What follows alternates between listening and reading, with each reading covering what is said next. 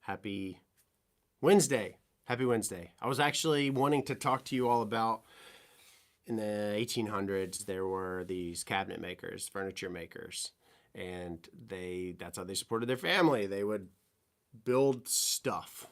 And then magically, one day, people started saying, "Hey, cabinet maker, can you build a coffin for my loved one who just died?" And they said, "Sure." And then magically over time, those cabinet makers started to make caskets, and then they started to make other things for the funeral. And next thing you know, the cabinet makers and furniture makers ended up becoming the town mortician. That's how it happened. And it happened a lot. It was the way that it was for many of the funeral homes, which are now in operation to this day. How it started, the heart of were these small family businesses that built cabinets and furniture to support their family. And then the families of that community were like, "Hey, can you build a casket?" And they're like, "Sure." And then they started taking care of tending to the deceased. And that is, and if you look throughout history, it is incredible how the profession itself evolved. And then of course you add all the bells and whistles along the way. But of course the funeral director, the mortician, embalming was started by Egyptians. That's how loved ones were essentially mummified. And previous videos that I've released, I talk about that on like the channel on TikTok. I was talking about the mummification. I can't think of the word, but this area where all of the embalming tools were. They found this when they were I can't think of the word. I'm thinking like excavation, like digging and stuff. I've been yeah, that's very true, Jeremy. And I was thinking of excavation because I'm in the rabbit hole on Hulu of the Buried in My Backyard. There's a series that has 5 seasons, and it's people that apparently kill people and they bury them. So anyway, I was thinking about excavation. Nonetheless, fast forward. Fast forward. You have the Egyptians who started, of course, embalming, and then the Civil War is whenever embalming was kind of modernized and brought to this, more normal thing. And then, of course, when President Lincoln was brought up and down the tracks to be reposing in front of all of these people, American people, that's whenever it became the thing. So you go from cabinet makers to here we are. And then, the modern day crazy haired professional. I'm just kidding. No, it's a beautiful profession itself, and it's been slow to change for sure. The thing that's crazy to me is I did a video and I was using like a water pail, and I think I picked up like WD-40 or like wasp spray to represent embalming the chemicals, and then all the different stuff to represent some of the tools. So whenever a funeral home got a death call, someone died at home, like me dying right here, they say this is the kitchen. There are stories where you have the embalmer, they take the embalming machine, they take all the tools, they take the portable table. In this instance, the story I'm going to share with you, let's just say the table's there. They bring jars because what they would do is the bodily fluid that would drain and remain after the embalming fluid would be injected is they would take the jars and they would actually pour them into a yard, into the grass. And the old funeral directors would always tell me, yeah, it grew blood trees. I actually believed it. It's really stupid. But think of all the things they would pile into this vehicle, the hearse usually, and they would go to the residence, embalm them. And the one I'm talking about is I have heard from a funeral director and embalmer who is now deceased, who told me that they have absolutely embalmed someone on their kitchen table. Like, could you imagine? But just going back to all the chemicals and things you bring, you prepare them, and let's say it's in the 30s or 40s, and then you just leave. Because then after you've prepared them on the table, then you get them ready. Do you bring the casket? Do they get them ready and then put them in the casket? I'd never heard that part of the stories. But nonetheless, the headache and the level of commitment to be like, okay, yeah, it's fine. I'm just gonna pile all this stuff in, go and prepare this loved one. No telling how long it took, because everything was gravity at that point. They didn't have a machine to inject. There was a time when they didn't have a machine to inject the fluid. It was all just a gravity to like the fluid come down. Then they'd have to clean it. So they have to take the instruments back to then be cleaned. I doubt they clean them at the funeral home or at the loved one's home. It's crazy. Yeah, it was, I don't necessarily believe that they had like efficiency in mind. Maybe they did. Maybe that was all they had to work with. I don't know. I haven't done the research to make the determination, my opinion, right? The determination that they didn't have efficiency down pat. But it blows my mind. It really does. And I wonder, like in the 1800s, right? You're over there making the most beautiful furniture and cabinets. You're in your shop.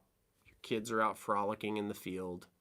Your wife is tending to the baby, the new baby, and somebody walks up to you. Your brain is just focused on this beautiful piece of furniture, and they're like, "Hey, my loved one just died.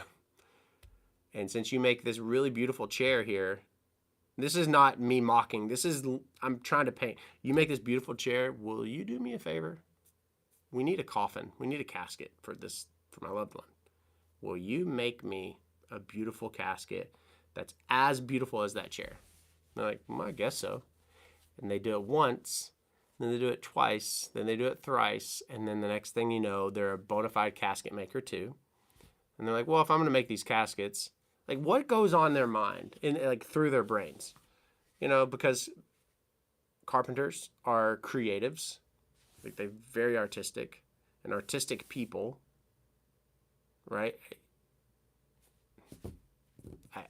Just think of the level of transition. You go from this to this. Oh, and then you're going to go on a horse and buggy, and you're going to go and tend to and pick them up, and you're going to help operate this mortuary. Wow. Yep. I would love to be able to see that, like to really see how that operated, to see how this all started. Yeah, that's a great idea. Hey, honey, I've got this idea. I'm going to go and do that stuff. I did a video I don't know when it releases, but I always like to tell the videos that I'm going to be releasing. And I did this video about what nobody talks about. Like, you go to mortuary school and everything's about restorative art, and everything's about, you learn about mass casualties, and you learn about how to process in with a Catholic funeral or a Protestant funeral or Jewish funeral rites. You never talk about one single time in mortuary school, not once, about the funeral professional's grief and mental health. Not one time. Not once. You talk about the family grieving, but never do they talk about the funeral professional grieving. And the funeral professional's got to be standing up tall. They got to stand solid. They can't be over here losing their minds on the corner and being sad. They got to show no emotion of sadness. It's like they're the ones that are steady. They're the ones that are relied upon. And then one day they look up and they're kind of heavy. They're heavy. And they don't have anybody to talk to because the other funeral director is experiencing the same thing, and the other funeral director doesn't want to come off as weak or unreliable. So then it becomes this like taboo thing to even discuss. Not to mention the national conversation doesn't really exist as a whole. So then you just keep putting shit in your backpack. So that is a video that I was talking about, and I only had 60 seconds to share what I just kind of went on a rant about for the past couple of minutes. But I wonder what it would be like. I wonder who would be weeded out if that was discussed. Because it's kind of rainbows and butterflies. It talks about this on-call schedule, and you get to help families, and you have a job Like, if you do a good job and you take care of people and the funeral home phone keeps ringing, then you have a guaranteed job. And that sounds great, right? Death and taxes is the joke. So what would happen, and how would the landscape look if the professionals, the professors get up and they're like, hey, you know what? This job really, really is heavy and it sucks a lot. And you have no life. And you have to cancel Christmas, and you can't watch your kids open the presents, and you can't eat Thanksgiving dinner. Oh, you want to go on that vacation that you paid $8,000 for? Well, there was just a mass casualty, and we don't have enough staff members. There's not enough staff to tend to these 9 loved ones that we have funeral scheduled for. So we need you to just not go. They don't ever tell you about that stuff. But I do remember when I first started in the profession, there was this old grumpy guy who was such an asshole. But anyway, he said to me, my first visitation a day, he said, you should quit. And that's a mean thing to say. He was serious, but he was also trying to make a point. He was like, your life is ruined. He's like, it's literally a life. So to the cabinet maker turned casket maker, I tip my hat to you. Like, I wonder how their lives changed. Like, did they experience the same stress that they probably experienced with trying to get a piece of furniture made for, Joe down the dirt road? Or did it drastically shift and heighten in a different way? I think about that kind of stuff. And I wonder if that conversation was had, if maybe people would be better equipped and prepared because they're expecting it. They're expecting the heaviness. They're expecting the tough days and nights. They're expecting the being called out when they're not supposed to be. And so there's almost this preparedness. I remember my professor, in the state of Kentucky, you could be an apprentice embalmer and be in mortuary school at the same time. So you could be serving an apprenticeship and you could be in mortuary school. So if you're an apprentice, that means you can embalm under the licensure of your supervisor. Well, after I graduated, that's when they stopped it for a short time. So you could not be in mortuary school and be an apprentice funeral director embalmer. But now you can again. Nonetheless, because I could, and we had one embalmer on one schedule and the apprentice, I was on the other schedule. So I would be embalming, at this point level 2, where you don't have to have like the supervisor right next to you. So I'd seen and participated and conducted hundreds of embalmings by this time. There were people that were in my class when I would do labs that had not even seen a deceased loved one at all. So they'd not even been in a care center. So it got to the point where during my mortuary school, Martha at Arapahoe came up to me and were like, hey dude, like, you need to, so we all had tables, 1, 2, 3, and 4. So 4 tables, and some tables had 4 people, some had 3, and I think one had 5. But we were split up, and all day long for our labs, we would embalm loved ones, and Martha and Professor Rudy would walk back and forth and help the students. I couldn't even help. It got to the point where I was pulled to the side like, hey, you've been embalming, you know everything that you're doing. You just stand there. It's like, are you serious? It did. It got to the point for hours I was just standing there, like, to be like, what do we need to do next? And I can't tell that story, but there was somebody from Wisconsin, I think. No, it was Wyoming, not Wisconsin. Wyoming. That was there at the mortuary school. And let's just say she dropped out. She just didn't excel in that world and realm. Her brain didn't work there well. But yeah, I was in mortuary school and I had to just stand there because I was very familiar with And those people that were in mortuary school, most of them, their families owned the funeral home. Most of them it's a multi-generation thing. Only one, the one that ended up quitting, was the one that came from not even being in the profession. And that was actually me. I had no family or prior ties to it. And it's hard to get into it, right? It's kind of like going back to the cabinet maker. He probably had his son or nephew or someone in his family apprentice under him. So it was just only fitting that the funeral profession, it's been, family owned and owned for so long. It's not like you wake up and you're like, yeah, let's go do this. I mean, because some of it people didn't know that it was a thing, meaning it wasn't an opportunity. It wasn't available to be an option. But restorative art, they used to have to put what's like cheesecloth, I think is what they would call it, like very thin. It was like a curtain. So if someone had trauma to their face, and the techniques, I would push back and say that's probably some of the embalming techniques from old were more incredible and creative because they didn't have as many resources as they even do now, right? But they had to use this like cheesecloth to diffuse the view of the deceased loved one. So we did restorative art in today's time, and learned all of the measurements of the face, like from the top of your forehead, your hairline, to your eyebrows to your nose, you're pretty proportional. So you learn how to measure for feature purposes. You learn how to make ears in the event you lose an ear.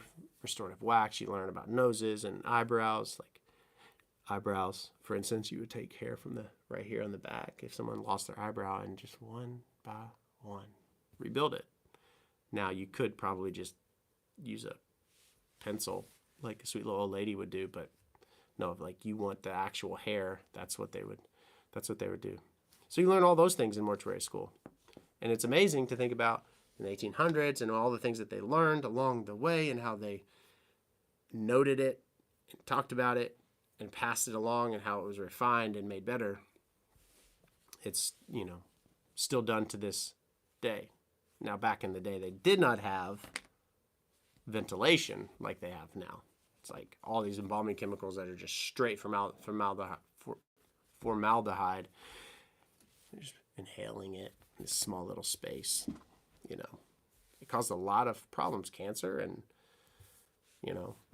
deterioration of the brain. Arguably, I'm not a doctor, but I'm speaking from personal relationships that I have and have had where that's been the outcome, and that's what the families had said, that their specialists had said. But very dangerous. You have to do formaldehyde tests so that the formaldehyde levels stay below a dangerous level, not only in the care center, but you have to do formaldehyde tests in the public spaces so that you can confirm and be confident that the formaldehyde levels are not affecting those who are coming to pay their respects to loved ones. So there's been a lot of changes in this world and realm. And then the music, I remember showing up in the music room and there was just like cables everywhere and cassette tapes. There was not an 8-track player, but there was a cassette player. In the funeral home I started at, that is what we would use to record the service. So you had this massive like tape deck, and then above that you had this 5-disc DVD player. I'll get to that. And then you had that also served as a CD player. We could have. There's no reason we shouldn't have. We didn't have the MP3s playing on like iTunes. And you would go like track 1 for the service is in disc 1, track 4. So you would hear, so stupid. Track 1 is disc 1, track 4. And you're like, track? It didn't make any sense. But then you would have to go to the tape deck to play a tape. But then you had to make sure you didn't touch the tape deck that's recording the service, because that's hit play record. The other one is just a play. Anyway, then you had the DVD player, because then you had this projector. And then the projector screen, you would flip it on during a strategic moment and you thought you were super slick, and you go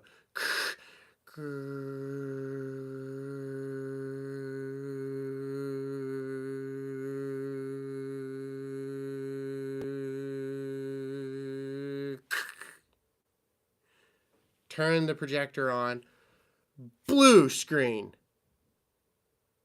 and then it just stays, and then it blinks, and then the screen for the DVD player shows up, and then you play the memorial video. It's beautiful. It's very, very artistic. I was like, we can do better. There is technology in this world that you can literally fade in and out of the image, and yeah, but whatever. Teach their own. The lengths, not the lengths, that's not the right word. Guys, you know, it's almost 7 o'clock. It's been a long day. Can't think of the words. What's the word I use? I don't even know. I could just say potato at this point. Speaking of, it is almost dinner time. And that's another thing. I remember being called out. I remember vividly where food would come off of the stove. This is not like trying to make it elaborate. Like, it would come off of the stove, the plates would be made, and you put your plate down, and I would be called out. I remember having an entire day where you've been in the care center all day, and you go and first thing you want to do is go and shower, right?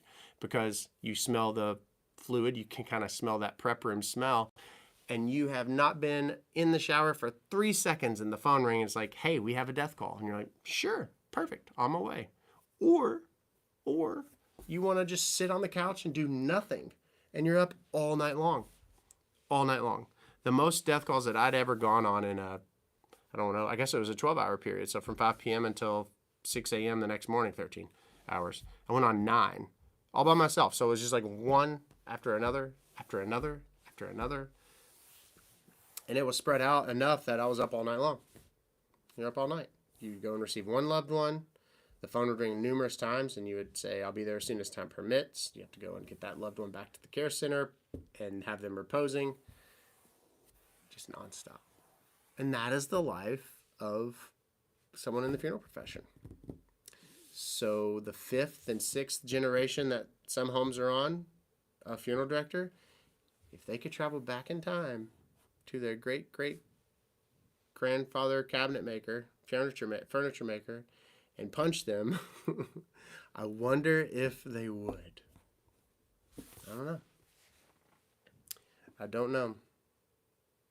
So I had thought, because I hear stuff in here all the time in the studio. I mean, it's like, I thought it was because, you know, you have your HVAC system, and I was like, man, this place might be haunted. I don't know.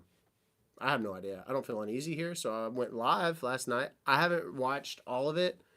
I don't know, but there was apparently a ton of people that were, you know, tuning in throughout the night, overnight, and I don't know if anything was caught, but I want to review that. So I'm going to start doing that, you know, once a week. I'm going to see if we can catch anything, because it's crazy the stuff I hear, you know, and I don't want to be that weirdo. It's like, guys, I heard this, you know, like tell you all. Just be like, hey, I'm going to go live, and you all can tune in and watch and see if you all see or hear anything. It's crazy. That's insane. Yeah, it's this morning I got ready and I came down here, and I was looking around. I was like, it was interesting. It didn't feel heavy. It just felt interesting.